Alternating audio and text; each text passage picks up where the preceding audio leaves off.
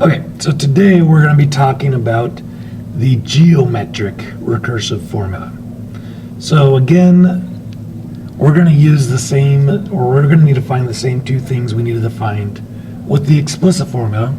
So that means we need to find the first term and the common ratio. Again, the common ratio is the number that you are multiplying or dividing to get the next term.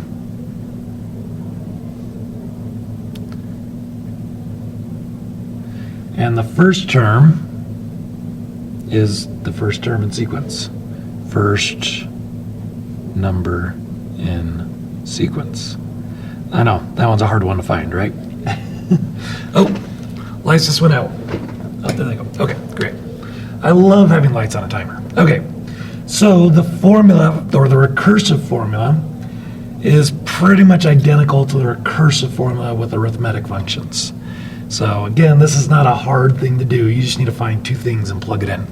But the formula for a geometric sequence is a sub n is equal to a sub n minus 1, just like it was with the arithmetic sequence. The difference here is instead of adding the common difference, we're going to multiply the common ratio. And then we still need to identify the first term. Okay? So all we need to do is plug in these two things, just like with the arithmetic sequence, right? With the arithmetic sequence, you have to plug in the difference in the first term, and with the geometric, you have to plug in the ratio in the first term. Not too tough, right? So what we're going to be doing today is we're going to be finding the recursive formula, and then just using our common difference to find the next three terms. Okay, so again, just like with the recursive arithmetic. So let's go through and do a few of these. So on number 2 here, we're going to start off by finding our recursive formula. Remember, the recursive formula always starts out the same. A sub n is equal to a sub n minus 1. We're always going to have that on either arithmetic or geometric sequences. And again, that a sub n minus 1 just means the previous term. So it's previous term times the common ratio will get you the term you're looking for. It's one of the more duh things we have you guys do all year, but you still got to do it.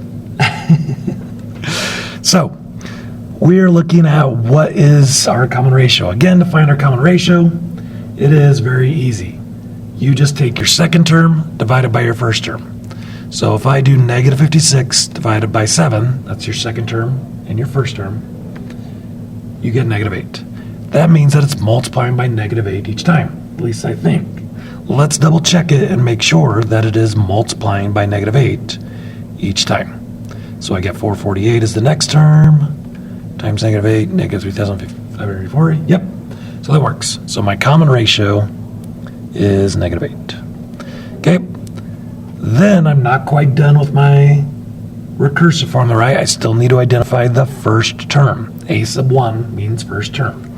A sub 1 is the first number in the sequence, so it's 7. Okay, and we use that, or need to find that, so we have some kind of starting place so we can actually use the recursive formula. Otherwise, you can just plug anything in there, and it's not necessarily the sequence. Okay, then we're just finding the next three terms. So we're just timesing by negative 8, which would be 28,672, and then timesing by negative 8, and these are going to get big. Negative 229,376, and then times by negative 8, and we get 1,835,008. Okay, not too tough. Okay, then let's look at another example. So let's look at number 4. So number 4 goes 392, 56, 8. So, again, I'm going to start off by figuring out what my common ratio is. So I'm going to take my second term, 56, divided by my first term, 392. Now, obviously, these are getting smaller, which means it's dividing, right? But just like with the explicit formula, you can't write anything in these formulas that are dividing. They're set up to multiply, so you can't just change this symbol to divide. You have to change what you're multiplying by to represent something that would divide. So when I do this, I get a decimal, right? I need that to be a fraction. So I'm going to hit my fraction of decimal button, this button right here. Going to hit that button. Oh, maybe. 56 divided by 392. And then fraction decimal is 1/7. That means that it is dividing by 7 each time. So I'm just going to double check that. If I do 56 times 1/7, I do get it. Okay, so this is geometric. So I can do my formula. A sub n is equal to a sub n minus 1 times 1/7. Again, you have to set up as multiplying. If I see a divide by 7, you're going to get it wrong. It has to be 1/7. And then identify the first term, which is 392. And then I'm going to find the next three terms. So 8 divided by 1/7, or times 1/7. So times 1/7 is 8/7.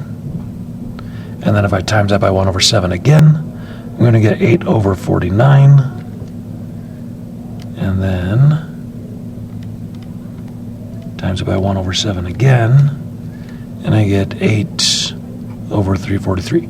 Again, when you divide something, you just end up multiplying the bottom number together, which is why you can set it up as 1/7. Okay? Then let's look at another example. Let's look at number 8 here. So number 8, it goes from 12 to 10.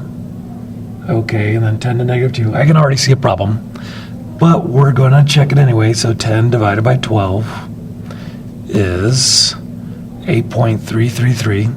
So if I times that by 10, I should get the next term, right?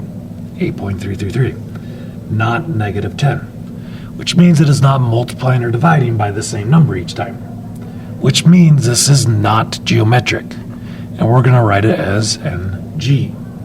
Okay, so not geometric. Don't have to do anything else with it. There's no pattern here that we're going to use, so you're done. Okay, same idea with number 10.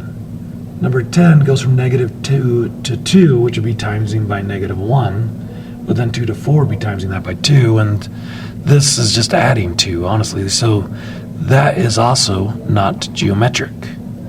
Okay, same with number 12, not geometric. Okay, 9 times 5 would be 45, but 45 times 5 is not 65.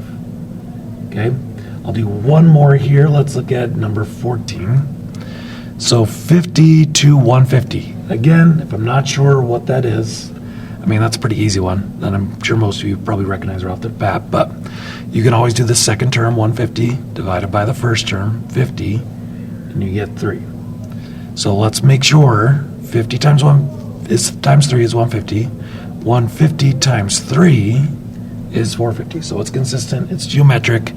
I can then do my formula. A sub n is equal to a sub n minus 1, and then times 3, and then identify the first term, which is 50. And then I find the next three terms by timesing by 3. So 1350 times 3, 4050 times 3, and 12150. Okay, and that's all you're doing for geometric recursive formulas. If you guys have any questions or concerns, ask your teachers. We're here to help. We want to help, and I'll see you guys out there.